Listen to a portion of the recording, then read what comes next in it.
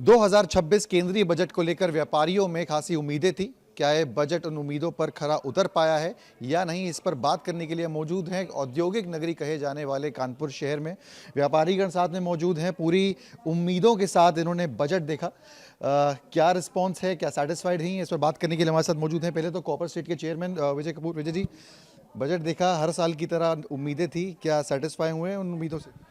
देखिए, हम लोग तो दादा नगर जो हमारा है MSME सेक्टर से सारा जुड़ा हुआ है और MSME सेक्टर में मात्र 10,000 करोड़ रुपए ऊँट के मुंह में जी रहा है। और मैं चाहता था कि इसको कम से कम 50,000 करोड़ 60,000 करोड़ रुपए मिले, तभी हमारे क्षेत्रों का विकास हो सकता है। 10,000 करोड़ रुपया तो केवल उत्तर प्रदेश के लिए ही ना काफ़ी है, तो मैं चाहता हूँ कि इसको 60-70 हज़ार करोड़ रुपए किया जाए। कई व्यापारियों से आप जुड़े रहते हैं, सबके इश्यूज भी आपके साथ आते हैं। मेजर क्या सबका इशू था, किस चीज़ में रिलीफ मांग रहे थे, आपको लगता है कि जहां डिसअपॉइंट हुए? देखिए, हम लोग लघु उद्योगों से जुड़े हुए हैं और लघु उद्योगों का विकास चाहते हैं। और दूसरी चीज़, हम लोगों के उद्योग जो है दादा नगर के उद्योग 7 दशक से डिमांड कर रहे थे कि आप नए उद्योगों को छूट जरूर दे रहे हैं, लेकिन पुराने उद्योगों का ख्याल जरूर रखिए, क्योंकि जो आदमी 70 वर्ष से देश की सेवा कर रहा है, देश को टैक्स दे रहा है, उसको भी लाभ अवश्य मिलना चाहिए। तो मैं निर्मला सीतारमण जी से कहूँगा कि इसको गंभीरता से लें। जो 70 साल से देश की सेवा कर रहा है, देश को टैक्स दे रहा है, देश के साथ चल रहा है, अब वो बुजुर्ग हो चुका है, 4-4 पीढ़ियां उसकी काम कर चुकी हैं आपके साथ। तो मुझे लगता है कि उनको भी कोई जो 70 साल से काम करे, उनको भी पेंशन का कुछ जुगाड़ किया जाए, साथ में कुछ ना कुछ उनके उद्योगों को सजीवनी दी जाए, जिससे कि उनके उद्योग भी चलें। कहीं और रिलीफ जो है वो एक्सपेक्ट किया जा रहा था। क्या नाम है आपका और किस चीज़ का आपका बिजनेस? मैं हरीश इसरानी, प्लास्टिक का बिजनेस है। आपको लगता है कि प्लास्टिक की फील्ड में कुछ रिलीफ मिला है जो एक्सपेक्ट कर रहे थे आप? कि फील्ड में कोई रिलीफ नहीं मिला। प्लास्टिक का प्रोपोगंडा ऐसे किया गया कि सब प्लास्टिक वाले जो भी बनाते हैं बड़ा खतरनाक आइटम है और ज़मीन खराब करेगा, वो खराब। जबकि देखा जाए तो सुबह से रात तक आपके जीवन में हर चीज़ में प्लास्टिक का समावेश कहीं ना कहीं आपको मिलेगा। साइकिल से लेके हवाई जहाज़ तक आपको प्लास्टिक के बगैर कोई चल नहीं सकता काम। तो उसमें भी कुछ रियायतें देनी चाहिए। बहुत सी चीज़ें हैं, जैसे इंडस्ट्रियां हैं हमारी बड़ी जो दाना बनाते हैं, और हम लोग जो उनसे दाना खरीद के अपना प्रोडक्ट बनाते हैं।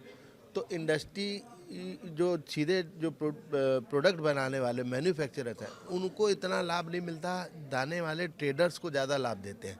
तो ये गलत है, जबकि वो और फ़ायदा कमा के देते हैं, हम लोग उसका लाभ नहीं मिल पाता। कुछ इस विषय में विचार करना चाहिए सरकार को। तो कई ऐसे सजेशंस हैं व्यापारियों के। सेंसेक्स जो है उसने जो है काफ़ी डिप लिया है और कई अंकों गिरा है। क्या लगते हैं आपको कि किस तरीके से जो है असर पड़ेगा इस पूरे बिजनेस पे? सर, हम फूड इंडस्ट्री मेन तो हम लोग फूड इंडस्ट्री से हैं और कोल्ड स्टोरेज भी बिलोंग करते हैं।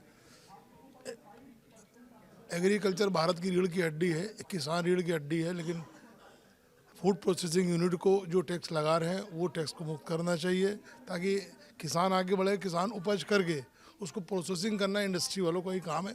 उस पर जो टैक्स है वो टैक्स ख़त्म होना चाहिए, जिसकी बहुत उम्मीद थी कि आपकी फल सब्जी आदि पल्सेस पे कुछ रिलीफ मिलेगा। कोई से उसमें रिलीफ नहीं मिला।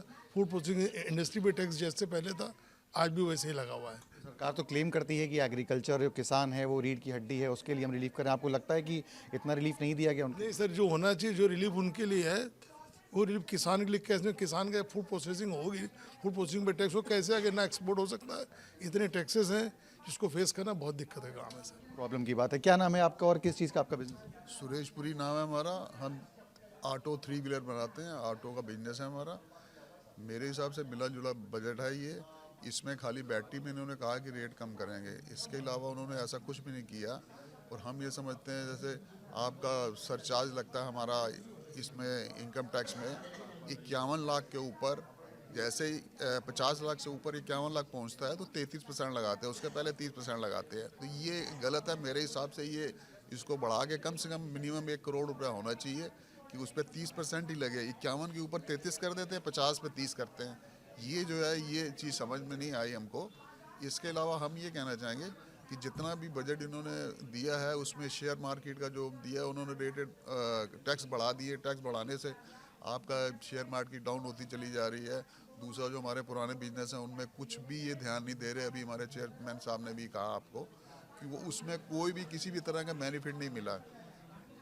तो कहीं ना कहीं जो निवेश है पुराना शेयर मार्केट के थ्रू वो भी जो है नीचे आया है। अभी तक मुझे कोई ऐसा रिस्पांस मिला नहीं है जो शायद कोई सेटिस्फाइड हो। क्या नाम है आपका, किस चीज़ का आपका business? मैं श्याम बिजलानी भारतीय सेना के लिए रक्षा उत्पादों का निर्माण करता हूं। भारत को वैश्विक महाशक्ति बनाने में हमारा मैन्युफैक्चरिंग सेक्टर, छोटे उद्योग ही बहुत बड़े कारगर सिद्ध होंगे। इसका चाइना सबसे बड़ा उदाहरण है और इस उद्योग को कोई ध्यान नहीं दिया गया है। ये सबसे ज़्यादा रोजगार देने वाला देश में उद्योग है, छोटा हमारे मैन्युफैक्चरिंग सेक्टर। इसके लिए जो भी राहत पैकेज दिया गया है वो बहुत ही थोड़ा है देश की अर्थव्यवस्था को देखते हुए। इस पे ध्यान देना चाहिए था। डिफेंस बजट में भी जो है जिस तरीके से पहले बढ़ोतरी होनी चाहिए थी वो नहीं है, वो भी कहीं ना कहीं कट है। उस पर क्या कहें? डिफेंस बजट में भी इन्होंने नहीं दिया है और बाकी छोटी जो यूनिट्स हैं डिफेंस के लिए, भारतीय सेना के लिए, देश के लिए और रोज़गार भी दे रही हैं, उन पे भी ध्यान नहीं दिया गया है। जो डिफेंस कॉरिडोर आया था उसमें भी किसी एक घराने को पूरा उसमें जो है फ़ायदा दे के जो छोटी यूनिट्स कानपुर में लगी हुई हैं आज आज़ादी के बाद से, उनको कुछ भी नहीं मिला। बड़े उद्योगपतियों की तो कहीं ना कहीं रिलीफ की बात है, लेकिन जो छोटे व्यापारी हैं, उद्यमी हैं, उनके लिए कहीं ना कहीं जो चीज़ें होनी चाहिए थी वो नहीं है। कुछ यंग लोग हैं हमारे साथ बात करने के लिए। क्या नाम है आपका भाई? मेरा नाम कार्तिक कपूर है। आप किस चीज़ के बिजनेस में इन्वॉल्व हैं एंड क्या आपको एक्सपेक्टेशन थी इस बजट से? देखिए, मैं तो लोहे से रिलेटेड है मेरा बिज़नेस, तो इस बजट में तो कुछ लोहे से स्क्रैप जो है बस महंगा हो गया जो मैंने देखा इसमें। और बजट में बस यही कहना चाहता हूँ कि जैसे किसान हमारे देश की रीढ़ की हड्डी है, वैसे भी जितने भी व्यापारी लोग हैं वो भी हमारे देश की रीढ़ की हड्डी है। तो उनके लिए जो बजट अलॉट किया गया है एमएसएमई के लिए वो बहुत कम है। इसको थोड़ा ज़्यादा होना चाहिए था, 70-80 हज़ार करोड़ होना चाहिए था, जिससे कि सब जितने भी हमारे व्यापारी लोग हैं उनको बल मिले और हमारी जो इकॉनमी है वो दुनिया की नंबर 1 इकॉनमी बन पाए। तो क्या उम्मीद करते हैं कि जिस तरीके से आपका बिजनेस है बता रहे हैं उस तरीके से रिलीफ नहीं मिल पाया, तो फिर what are your expectations from the government? क्या करेंगे, खुद ही सेल्फ सर्वाइव या कुछ ऐसा करेंगे, या फिर गवर्नमेंट से कुछ एक्सपेक्टेशन चाहते हैं कि आने वाले टाइम पे कुछ करें आपके? देखिए, इस समय जो माहौल है, लोहे के रेट कभी ऊपर जा रहे हैं तो नीचे कम ही जा रहे हैं।